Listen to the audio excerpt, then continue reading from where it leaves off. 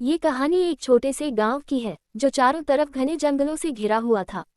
उस गांव में अजीब घटनाएं होने लगी, खासकर जब रात का अंधेरा घिरता था। गांव के बीचों बीच एक पुराना टूटा फूटा हवेली थी, जिसे लोग शापित हवेली कहते थे।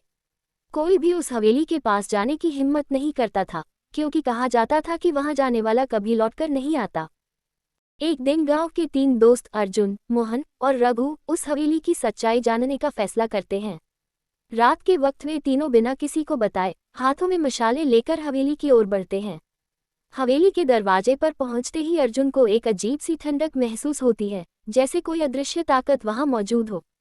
दरवाजा धीरे धीरे चरमराते हुए अपने आप खुल जाता है।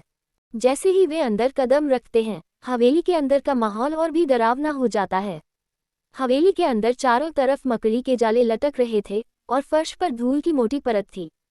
एक कमरे में उन्हें एक पुरानी लकड़ी की अलमारी दिखाई देती है, जो आधी खुली थी। मोहन आगे बढ़कर उसे खोलने की कोशिश करता है, लेकिन अचानक से अलमारी अपने आप बंद हो जाती है और हवेली के अंदर तेज चीखों की आवाजें गूंजने लगती हैं। तीनों घबराकर कमरे से बाहर भागते हैं, लेकिन दरवाजा बंद हो चुका था। तभी अर्जुन की नज़र सीढ़ियों पर जाती है, जहां एक सफ़ेद साड़ी में लिपटी महिला की परछाई दिखाई देती है।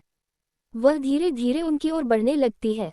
रघु डर के मारे चीखने लगता है, लेकिन आवाज उसके गले में ही अटक जाती है।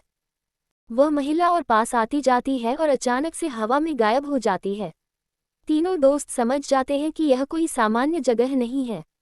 वे किसी तरह अपनी जान बचाकर बाहर भागते हैं। गांव पहुंचते ही वे हवेली के रहस्यों को उजागर करने का फैसला करते हैं और गांव के बुजुर्गों से इसके बारे में पूछते हैं।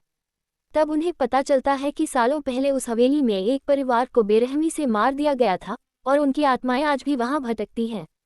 उस रात के बाद से अर्जुन, मोहन और रघु ने कभी उस हवेली की ओर दोबारा नहीं देखा और वह गांव आज भी अपने शापित हवेली के रहस्यों में डूबा हुआ है।